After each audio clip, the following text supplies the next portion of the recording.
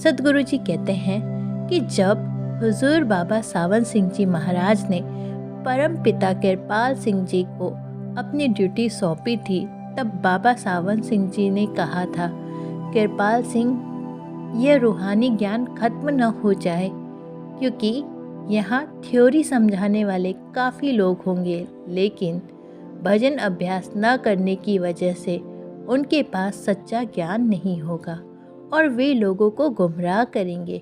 यही बात सच्चे पातशाह महाराज कृपाल ने सच्चाई का संदेश देने के लिए मुझसे कही थी। आजकल प्रोपोगंडा और प्रवचनों का जोर है। पढ़े लिखे लोग पार्टियों के बल पर गुरु बनेंगे। वे सच को झूठ और झूठ को सच बताएंगे। वे खुद भ्रम में होंगे क्योंकि उन्होंने भजन अभ्यास नहीं किया होगा और वे दूसरे लोगों को अज्ञानता की खाई में ढकेल देंगे। किसी की आत्मा के साथ धोखा करना बहुत बड़ा पाप है। संत अजय महाराज जी कहते थे कि अपने गुरु से मिले ज्ञान को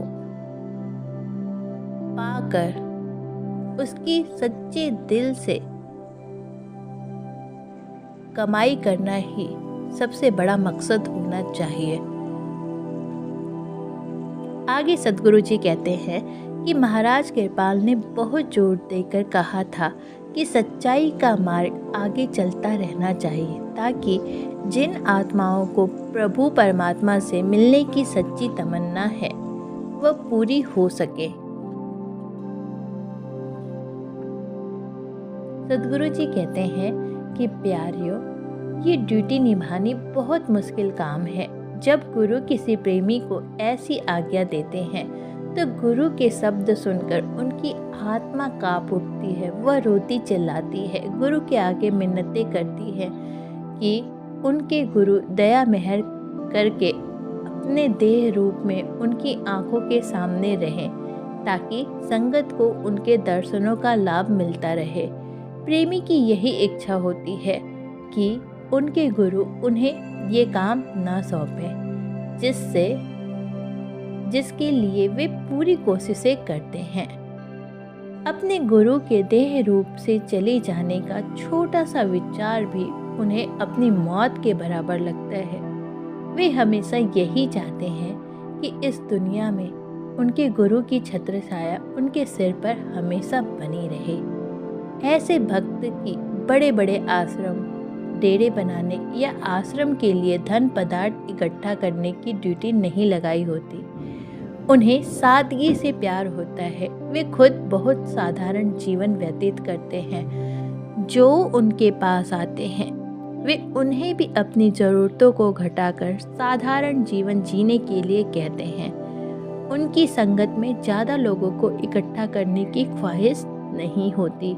उनकी ड्यूटी आत्माओं को सच्चाई के साथ जोड़ने की होती है, ताकि सच्चे मार्ग पर चलकर वे अपने असली घर सचखंड में पहुंच जाएं। पूर्ण संत इस दुनिया में परमात्मा के कार्यशील प्रतिनिधि होते हैं।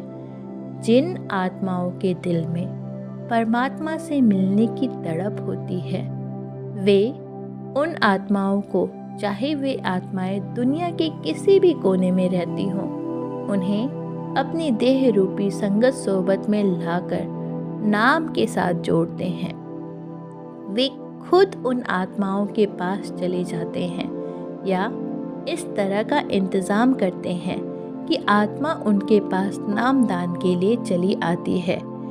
कई ऐसी आत्माएं होती हैं जिन्हें नाम के मार्ग पर आने का सौभाग्य प्राप्त नहीं होता। शायद उन्हें परमात्मा के ऊपर श्रद्धा या विश्वास ही नहीं होता, लेकिन जब उन पर कष्ट आते हैं तो वे आत्माएं दुख से रोते बिलखते हुए कहती हैं कि हे परमात्मा, तू जहाँ कहीं भी है हमारे ऊपर रहम कर, हमें बचा, हमारी रक्षा कर। ऐसी परिस्थिति में जीवित पूर्ण गुरु ड्यूटी के तौर पर उन पीड़ित आत्माओं तक पहुंचते हैं और उनकी मुनासिब मदद करते हैं।